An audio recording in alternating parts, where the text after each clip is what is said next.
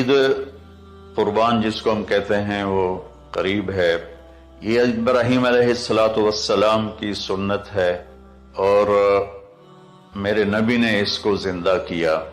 بیچ کے زمانوں میں یہ نہیں تھی.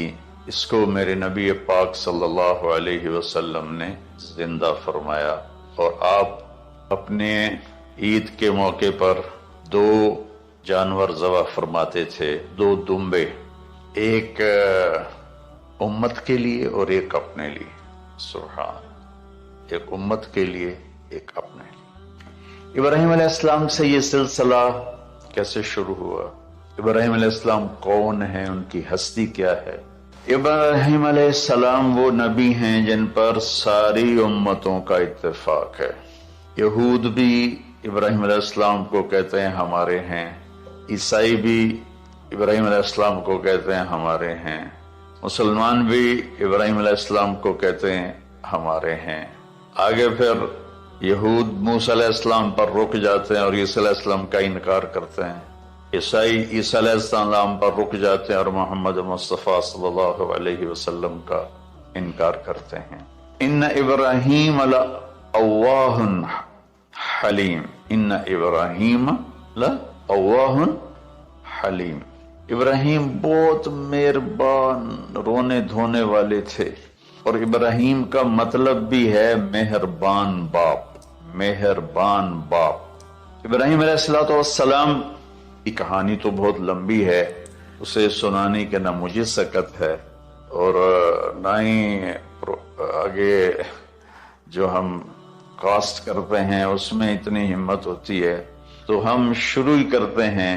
ابراہیم علیہ السلام سے اللہ نے اپنے بچے کی قربانی کیسے لی، پیچھے سارے واقعات کو چھوڑ کر. ابراہیم علیہ السلام کو جب آگ میں ڈالا گیا اور اللہ تعالیٰ نے ان کو آگ سے زندہ سلامت باہر نکالا تو پھر انہوں نے ہجرت فرمائی اور مصر گئے. مصر کا جو بادشاہ تھا وہ ہر آنے والی عورت کو زبردستی ایک رات اپنے کمرے میں رکھتا تھا. تو اس نے حضرت سارہ علیہ السلام کو بھی قبضہ کر کے اپنے کمرے میں رکھا. جو ہی ہاتھ بڑھاتا اس کا ہاتھ سوکھ جاتا، پیچھے کرتا تو ٹھیک ہو جاتا، پھر ایسے ہاتھ بڑھاتا سوکھ جاتا، پھر پیچھے کرتا ٹھیک ہو جاتا، پھر ایسے ہاتھ بڑھایا سوکھ گیا، پھر پیچھے کیا ٹھیک ہو گیا. تو اس نے کہا یہ تو کوئی اور ہی بات ہے.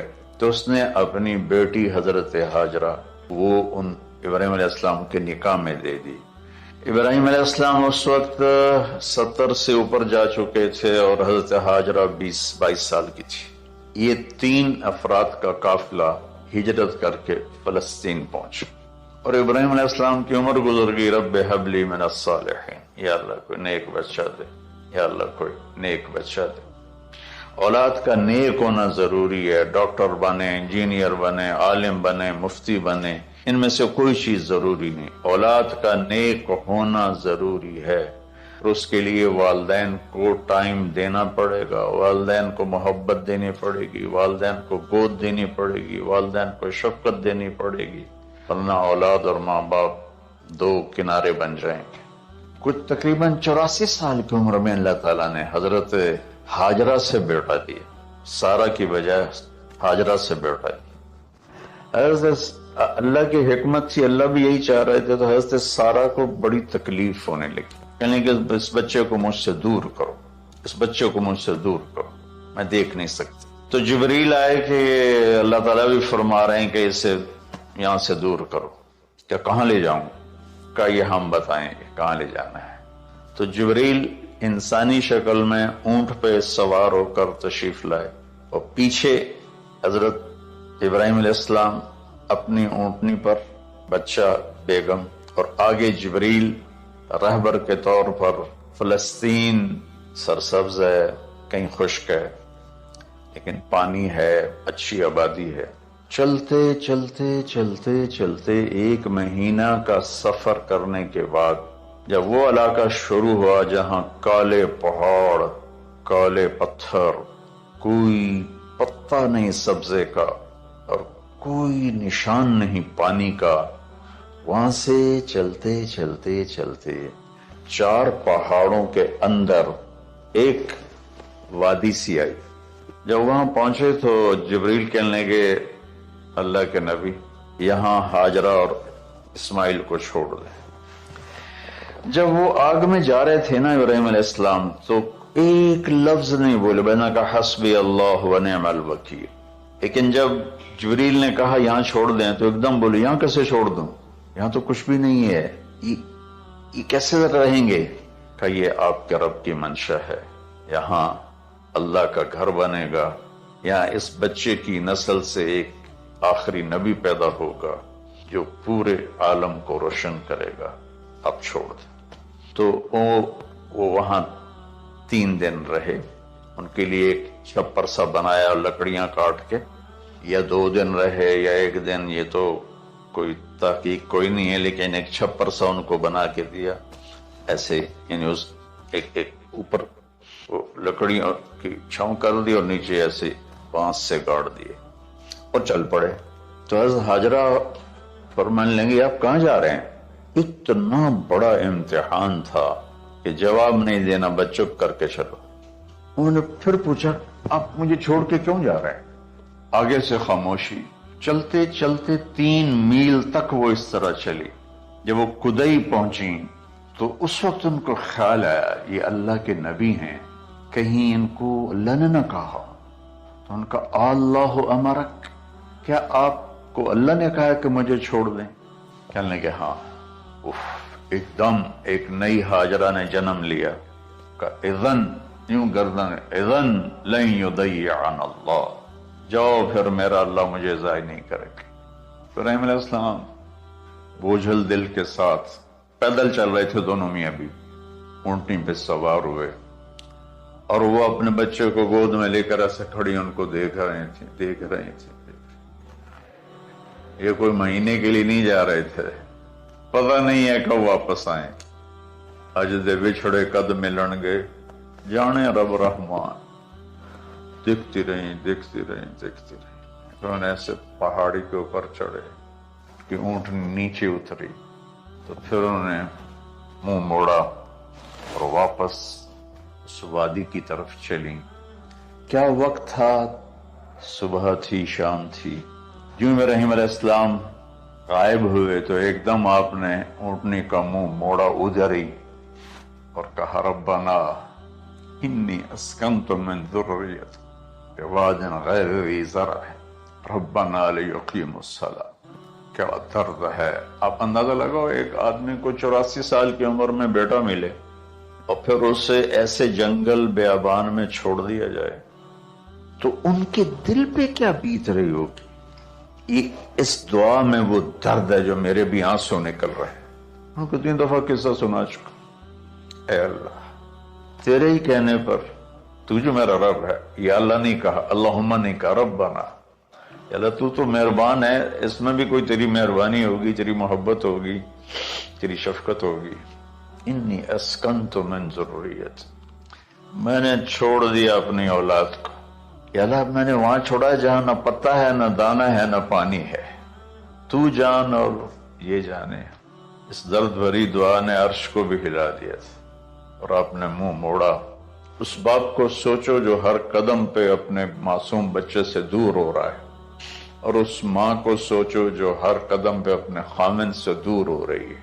इब्राहिम की मंजिल तो आगे घर है, 2 बीवियां और हैं, इधर तो पत्थरों के साथ दोस्ती है। जब हाजर, मैं एक दफा मैं ऐसे सोच में बैठा, मैं इतना रोया। मैंने कहा जब वो हमारी माँ हाजरा वहां अकेली बैठी होगी, वो चारों तरफ ऊंचे ऊंचे पहाड़ थे और अंदर बैठने वाले को बाहर का पता नहीं, बाहर वाले को अंदर का पता नहीं। शाम ढली होगी तो अंधेरी रात ने क्या जुल्म ढाया होगा। काले पहाड़ों का अंधेरा, अंधेरी रात का अंधेरा। तारे भी हैरान होंगे ये कौन बीबी बैठी हुई है। सितारे रोजाना ही निकलते थे, लेकिन आज वो एक नया तमाशा देख रहे हैं कि एक मासूम शहजादी एक मासूम बच्चों को गोद में लेके बैठी है। कौन इसे यहाँ छोड़। چاندنی رات تھی تو چاند بھی حیران ہو رہا ہوگا یہ کیا ہو رہا ہے، یہ کیا ہو رہا ہے، یہ کیا ہو رہا ہے، اور وہ تنہا جان آسمان کو دیکھتی ہوگی، یا اللہ یہ میرے ساتھ کیا ہوگی۔ وہ رات کیسی، پہلی رات کیسی گزری ہوگی حضرت ہاجرہ کو۔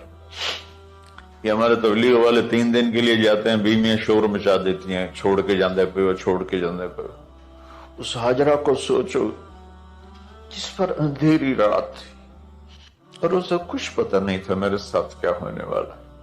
جب دن چڑھا تو سورج نے دیکھ کر اس کی آنکھیں پھٹ گئیں کہ یہ کیا ہے، وہ تو کسی پہ رحم نہیں کرتا۔ اس کی آگ نے پتھروں کو تپایا، میری ماں ہاجرہ کے چھپر کو تپایا اور تڑپا کے رکھ دیا۔ ایک چھوٹا سی مشکیزہ تھا پانی کا، اسے گھونٹ گھونٹ پی کے ان کے منہ میں بھی ڈر رہی تھی۔ اس مشکیزے پر 3 دن گزرے، پانی ختم ہو گیا۔ ہم 92 کے حج میں پھنس گئے، مزدلفہ سے پہلے تو ہماری بس میں پانی کوئی نہیں، جو اس وقت ہمارا حال ہو، ہمیں پتا تھا 2-4 گھنٹے کے بعد پانی ہے، لیکن جو اس وقت بچے بھی تھے، چیخ و پکار تھی۔ ہاجرہ کی چیخیں کون سن رہا تھا، اور ادھر اسماعیل کی دھاڑ دھاڑ شروع ہو گئی، پیاس کی وجہ سے، بھوک کی وجہ سے۔ بے بس ماں دیکھ رہی ہے، میں کیا کروں۔ میں قطر میں تھا جماعت میں، تو مجھے یہاں کندھے میں درد ہوا، میں ہاسپٹل گیا تو ایمرجنسی سے انہوں لے کر گئے۔ ایک بچہ تڑپ رہا تھا اس میں، جو ہاسپٹل کا بیڈ ہوتا ہے چھوٹا سا، اس کی ماں ٹیک لگا کر نا اس کو یوں دیکھ رہی تھی۔ مجھے نہیں پتا وہ کون ہے، مجھے نہیں پتا اس بچے کو کیا ہے، لیکن آپ یقین مانیں یہ جو میرے آنسو ہیں اس عورت کی وجہ سے، کہ جس خاموش ساز خاموش فریاد سے معمور ہیں ہم، نالا اگر لب پہ آتا ہے تو مجبور ہیں ہم۔ جس طرح وہ ماں ساز خاموش تھی اور اس کے چہرے پر درد پکار رہا تھا، میں صرف ایسے گزرتے گزرتے اس کو دیکھا، اور میں آج رو رہا ہوں 15 سال کا قصہ یاد کر کے۔ تو ہاجرہ کے چہرے کو کون پڑھنے والا تھا، کون سی ایمرجنسی وارڈ میں بیٹھی تھی، تو یہ بے قراری میں صفا مروہ کی دوڑ لگائی۔ انہیں پتا تھا کچھ نہیں ہے، انہیں معلوم تھا کچھ نہیں ہے، لیکن وہ اس کو تڑپتے دیکھ نہیں پا رہی۔ وہ بھاگی، صفا پہ چڑھی، ادھر دیکھ ادھر دیکھ، ابھا دیکھاں لماں دیکھاں، ڈٹھی دل کو دیواں ٹیکاں، سجن مل سم کے مر پوساں۔ یہ ہماری سرائکی کے شاعری ہے۔ مشرق دیکھتی ہوں، مغرب دیکھتی ہوں، دائیں بائیں دیکھتی ہوں، کوئی ہے میری فریاد سننے والا۔ یہ حالت تھی اس وقت ام اسماعیل کی۔ نیچے اتری، جہاں وہ ٹیوب لائٹس آتی ہیں وہاں وہ نیچے ہو گئے اور بچہ غائب ہو گیا، تو دوڑ لگاتے۔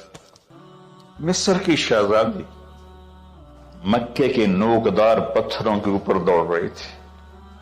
جب بچہ نظر آیا پھر آہستہ ہو گئی، پھر مروہ پہ چڑھی، پھر صفا پہ چڑھی، پھر مروہ پہ چڑھی، پھر صفا۔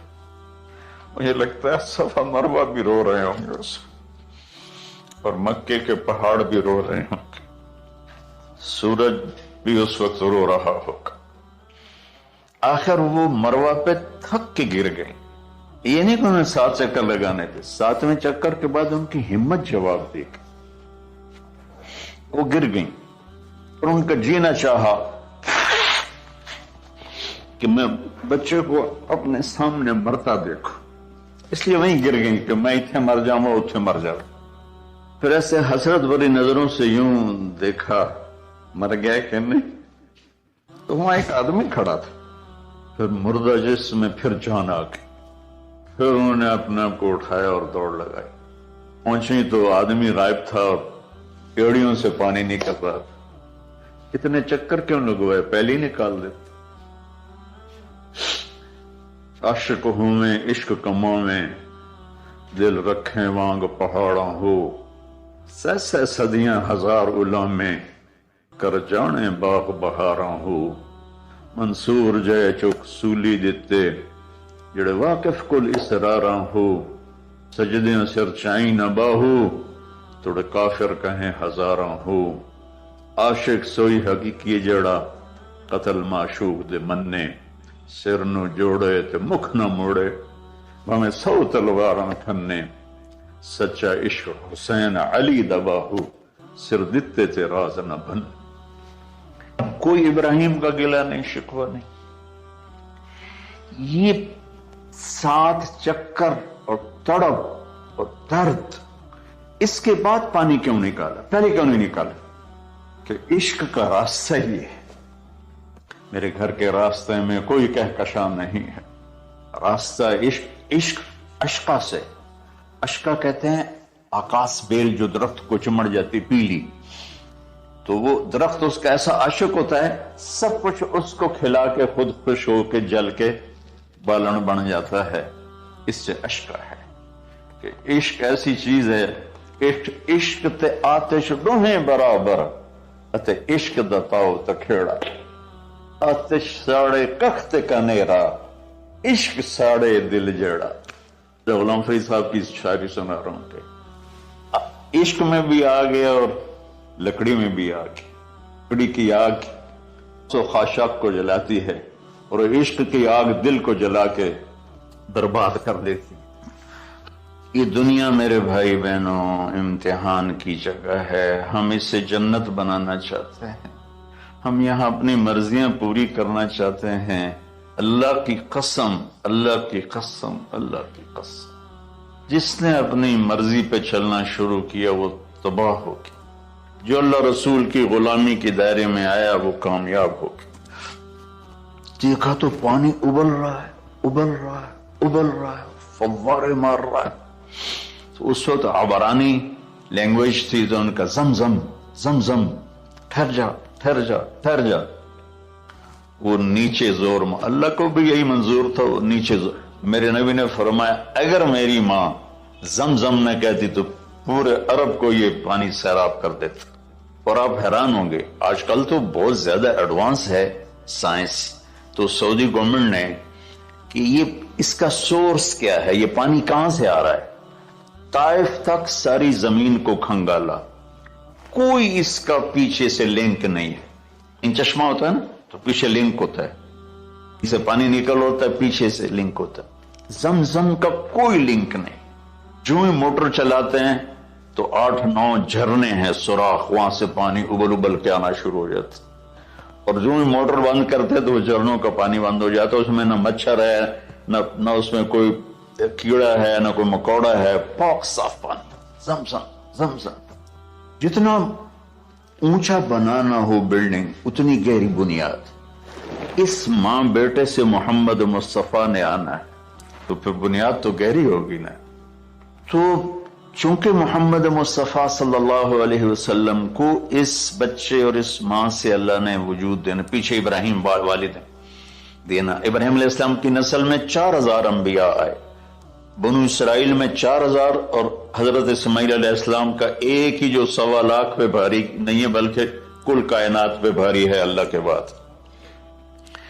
تو اس لیے پسائی ہوئی یہ جو آتے ہیں اپنی باڈیز اپنی کتنی پسائی کرتے ہیں، وزن اٹھاؤ توڑو، وہ کیا کیا اپنے آپ کو مشقت میں ڈالتے ہیں تب جا کے وزن وہ نکھر کے آتے ہیں.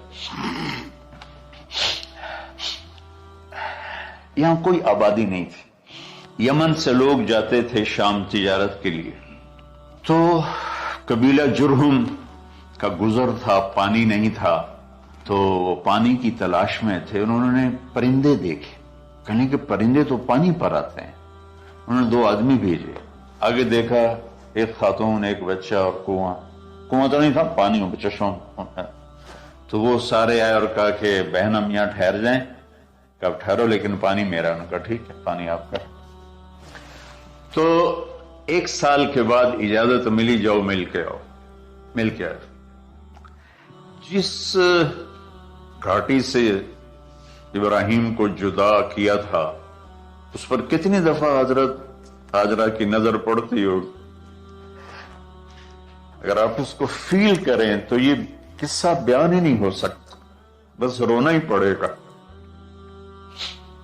اور خاص طور پر آج کے دور میں جب کوئی اللہ کو کی ماننے کے لیے تیار ہی نہیں ہے، جہنم سے ڈرنے کے لیے تیار نہیں، کوئی جنت کی طلبگار نہیں۔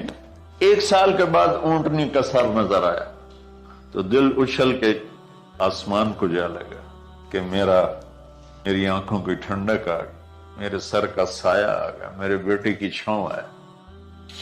اونٹنی بٹھائی، کہا تشریف لائیے۔ کہنے لگے اترنے کا حکم نہیں ہے، صرف ملاقات۔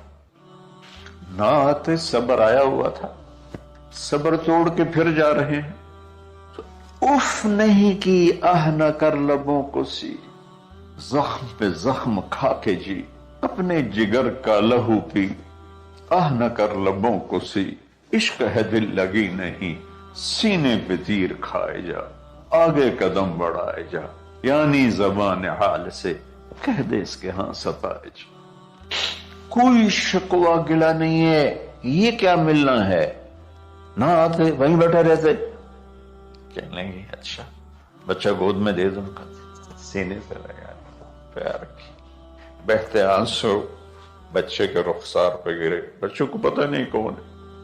کہنے لگی اجازت ہے آپ کا سر دھو دوں، منہ دھو دوں، پاؤں دھو دوں، ہاتھ دھو دوں، یہ پانی پاک ملا ہے؟ ٹھیک ہے، واپس۔ فلما بلغ معه السعی، جب وہ بچہ بھاگنے دوڑنے لگا، دل میں اتر گیا، نظروں کو بھا گیا، تو خواب آنے شروع ہوئے، قیمتی چیز قربان کرو، پتہ نہیں کتنی بکریاں قربان کر دیں۔ پھر خواب آیا قیمتی چیز قربان کرو، پھر گائے قربان کر دیں، عدد مجھے یاد نہیں ہے۔ پھر خواب آیا قیمتی چیز قربان کرو، اونٹ قربان کر دیے۔ پھر خواب آیا قیمتی چیز قربان کرو، تو پھر خیال آیا کہ یہ اسماعیل کی طرف اشارہ ہے۔ 1500 کلومیٹر ہے، 1 مہینے کا اونٹ کا سفر ہے۔ چھری لے کر ایک باپ بچے کو ذبح کرنے جا رہا ہے، اس مہینے کے ہر منٹ نہیں، ہر سیکنڈ میں اس کے دل پہ کیا گزر رہی ہوگی، کس لیے جا رہا۔ ساری دنیا پھرتے ہیں، جب گھر واپس آنے کا ہوتا ہے تو خوش ہو رہے ہوتے ہیں کہ پاکستان جا رہا ہے، پاکستان جا رہا ہے۔ کتنی دفعہ اللہ نے دنیا پھرائی یہ، اور اس باپ کی عمر 92 سال ہو چکی۔ 92 سال مولانا صاحب، تو اس کی اونٹنی کے قدم کے ساتھ نہیں، ہر سیکنڈ کے ہر کروڑویں حصے میں ابراہیم کا دل پھٹتا ہوگا کہ اس معصوم بچے کو ذبح کیسے کروں۔ اللہ کی مان کے دکھا تھی۔ اللہ نے تو ہمیں دین ہی آسان دیا ہے، ہم سے تو نہیں بچوں کی قربانی مانگی۔ ابوبکر صدیق رضی اللہ تعالیٰ نے فرمایا تھا، یا رسول اللہ، ایک آیت ہے جس کا مفہوم یہی ہے، اگر اللہ ہمیں کہتا نا بچے قربان کرو، ہم بھی چھریاں چلا دیتے۔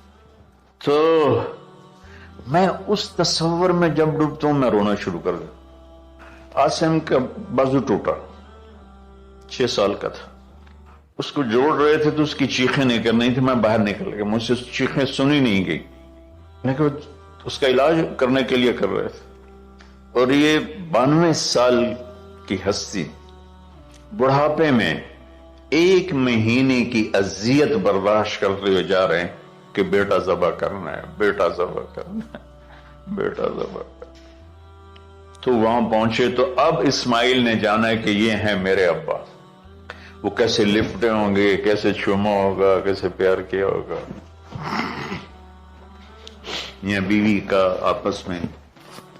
مجھے نہیں پتا کہ کتنے عرصے بعد دونوں نے ایک قدم اٹھایا، لیکن کہا کہ بچوں کو تیار کرو، میں اس کو سیر کرانے لے جا رہا۔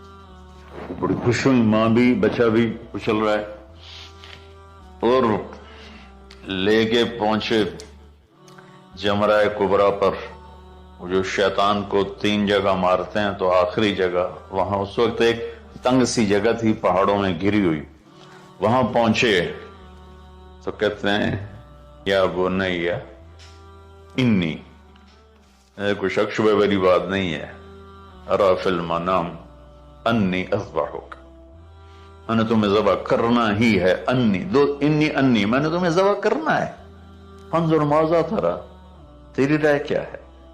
قربان جاؤں اس ماں پہ جس نے 7-8 سال کے بچوں کو کیا تربیت دی. یا ابت افعل ما تؤمر، یعنی یا ابت افعل، بیچ میں کوئی حرف نہیں، کوئی عطف نہیں. یا ابت افعل بما تؤمر ستجدنی انشاء اللہ من الصابرین. اس عمر میں اپنی قربانی کو اللہ کے ساتھ جوڑو، بک کرو. آپ یہ جب ماں اپنے بچوں کو فوکس کر، آج کی مائیں، میں گلہ کرتا ہوں آپ کے والدین سے، میں گلہ کرتا ہوں، انہوں نے اپنی اولاد کو فوکس نہیں کیا. یہ اپنے دھندوں میں اتنا پھنسے ہوئے ہیں، اپنے کاموں میں. اس بدبخت یہ کیا فون ہے، کیا کہتے ہیں اس کو، اسمارٹ فون، سیمسنگ موبائل، اس میں اتنا گم ہو گئے ہیں کہ بچے اگنور ہو گئے ہیں. 3 سال کا بچہ سکول جا رہا ہے، اسے ماں کی گود چاہیے، اسے سکول بھیج رہے ہیں. وہ وہاں میرے بچے کو ڈسلیکسیا تھا، اس کو عاصم کو، اس کو پڑھنا نہیں آتا تھا، ایک بیماری ہے. تو اس کی ٹیچریں مار مار مار اس کا حشر کر دیتی. میرا بچہ برباد کر دیا انہوں. وہ 6 سال کی عمر میں ڈپریشن کا شکار ہو. میں ماؤں سے کہتا ہوں بچوں کو ٹائم دو، تمہارا سرمایہ تمہاری اولاد ہے، اور اولاد ڈگری سے عزت نہیں ملتی. اولاد تمہاری نیک ہوگی تو وہ بلند بخت ہوں گی، عزت پائیں گی. پاکستان کو پڑھے لکھوں نے لوٹا ہے، ان پڑھوں نے نہیں لوٹا. ابا جی، بابا جی، آپ کریں نا، دیر کیوں کر رہے ہیں؟ ستجدنی انشاء اللہ من الصابرین. آپ دیکھیں گے میں آپ کی آزمائش پہ پورا اتروں گا، اور اللہ کی آزمائش پر بھی پورا اتروں گا. پھر معصوم ذہن ادھر چلا گیا ماں کی طرف، کہنے لگے ہاں یہ بات تو ہے کہ میری ماں کو بڑی تکلیف ہوگی، تو اس لیے نا اپنا کرتا اتارا. کہا بابا جی یہ کرتا آپ میری ماں کو دے دیں، وہ جب مجھے یاد کرے گی میرا کرتا دیکھ لے، اور آپ نے مجھے یہیں دفن کرنا ہے، ادھر نہیں لے جانا.